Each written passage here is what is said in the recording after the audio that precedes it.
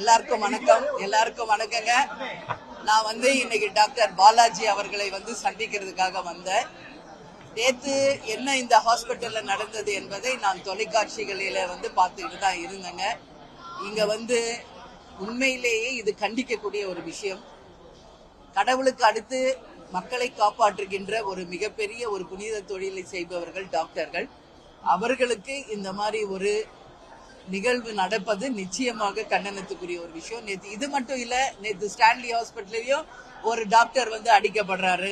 அது மட்டும் இல்ல, இது தமிழ்நாட்டில் பல்வேறு பகுதிகளில இது நடந்துகிட்டு தான் இருக்குங்க. எல்லா இடங்களிலுமே டாக்டர்ஸ், செவிலியர்கள், பாதுகாப்புல இருப்பவர்கள் தாக்கப்படுவது ஒரு தொடர் நிகழ்வாகவே இருக்கிறது. இன்னைக்குதான் முதல் முறையாக இந்த ஹாஸ்பிட்டலுக்குள்ள நான் வந்தேன். நிச்சயமாக இது கண்டனத்துக்குரிய ஒரு விஷயம். டாக்டர் பாலாஜி அவர்களையும் அவர் துணைவியாரையும் சந்திச்சு ஆறுதல் சொல்லியிருக்கேன். இப்போ நல்லா என்கிட்ட பேசினாரு. பட் தலையில அவருக்கு கத்து குத்து பட்டதுனால கொஞ்சம் வலி இருக்கு அப்படின்னாரு. காதுக்குள்ளேயுமே ஒரு வாட்டி அடி பட்டிருக்குங்க. டாக்டர்ஸ் ட்ரீட்மெண்ட் கொடுத்துட்டு இருக்காங்க. நிச்சயமாக இன்னும் ஓராறு நாள்ல அவர் நார்மல் வார்டுக்கு சேஞ்ச் ஆயிடுவாருன்னு சொன்னாங்க. எனவே அவர் சீக்கிரமா குணம் பெற வேண்டி வாழ்த்துக்களை நான் தெரிவிச்சுக்கிறேன். அவரை வாழ்த்துறேன். சரி,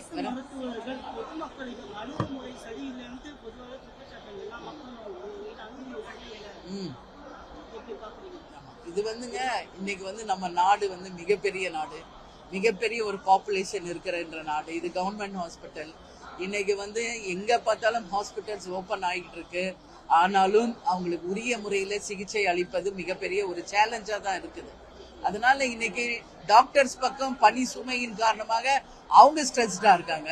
பேஷண்ட் பக்கம் நம்ம பார்த்தோம்னா ரொம்ப நாட்களா நாங்க ட்ரீட்மெண்ட்டுக்கு வரோம், நிறைய காசு செலவு பண்றோம், ஆனா எந்த இம்ப்ரூவ்மெண்ட் இல்லை அப்படின்னு அவங்க தரப்புலயும் அவங்க மனநிலை பாதிக்கக்கூடிய நிலையை நாம பாக்குறோம். அதனால இது சும்மா ஒரு வார்த்தையில இதுக்கு பதில் சொல்ல முடியாது. இரண்டு பக்கமுமே நிச்சயமாக அரசு இன்னும் அதிகமாக மருத்துவர்களை பணிக்கு அமர்த்த வேண்டும். இது மாதிரி நிறைய ஹாஸ்பிட்டல்ஸ் கொண்டு வரணும், உரிய ட்ரீட்மெண்ட் கொடுக்கணும். ரொம்ப நேரம் அவங்கள வெயிட் பண்ண வைக்காம அவங்கள சரியான முறையில டாக்டர்ஸ் அணுகி அவங்களுக்கு ட்ரீட்மெண்ட் கொடுக்கணும்னு சொல்லி நான் கேட்டுக்கிறேன். நேத்து பார்த்தா ஊட்டியில செல்போன்ல லைட் அடிச்சு ஒரு குழந்தைக்கு ட்ரீட்மெண்ட் கொடுக்கறாங்க.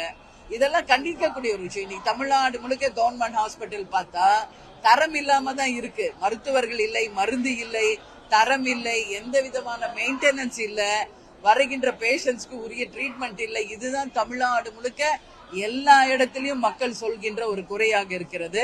செல்போன்ல லைட் அடிச்சு எப்படி ஒரு ட்ரீட்மெண்ட் பண்ண முடியும்? ஒரு ஹாஸ்பிட்டல்ல எமர்ஜென்சிக்கு ஒரு ஜெனரேட்டர் கூட இல்லாத ஒரு நிலைமையெல்லாம் இன்னைக்கு நிறைய இடத்துல இருக்கு. கேப்டனுடைய படம் நீங்க சபரியில பாத்தீங்கன்னா அங்கதான் எல்லா டாக்டர்ஸும் செல்போன்ல லைட் அடிச்சு ட்ரீட் பண்ணுவாங்க. அதே மாதிரி இன்னைக்கு ரமணா பாணியில தான் இன்னைக்கு மக்கள் ஒரு மிகப்பெரிய குறைய சொல்றாங்க. ரமணால நீங்க பாத்தீங்கன்னா நடக்கின்ற அவலங்களை ஆஸ்பத்திரியிலும் டாக்டர்ஸ் கிட்ட நடக்கிற அவலங்களை எடுத்து உரைச்சிருப்பாங்க படத்திலேயே. இது நிறைய 90% பீப்புள் கிட்ட அந்த தாக்கம் இருக்குது. நாங்க போறோம், ட்ரீட்மெண்ட் போறோம், செலவு பண்றோம், பட் இம்ப்ரூவ்மெண்ட் இல்ல, போனா எங்களை கவனிக்க ஆள் இல்லை என்ற குறை மிகப்பெரிய அளவுல அங்க இருக்கு. இந்த பக்கம் ஒரு பக்கம் டாக்டர்ஸ் பக்கம் நம்ம பார்த்தா அவங்க படிச்சு முடிச்சு இன்னைக்கு நீட் எக்ஸாம்ல இருந்து பிஜி வரைக்கும் முடிச்சு அவங்க வேலைக்கு வரும்போதே பெரிய ஸ்ட்ரெஸ். அதுக்கப்புறம் இந்த மாதிரி கவர்மெண்ட் ஹாஸ்பிட்டல்ஸ்ல ஒரு நாளைக்கு நூற்றுக்கணக்கான பேஷண்ட்ஸ் அவங்க பார்க்கும் பொழுது ஆட்டோமேட்டிக்கா அவங்களுமே ஸ்ட்ரெஸ் லெவல் போறாங்க.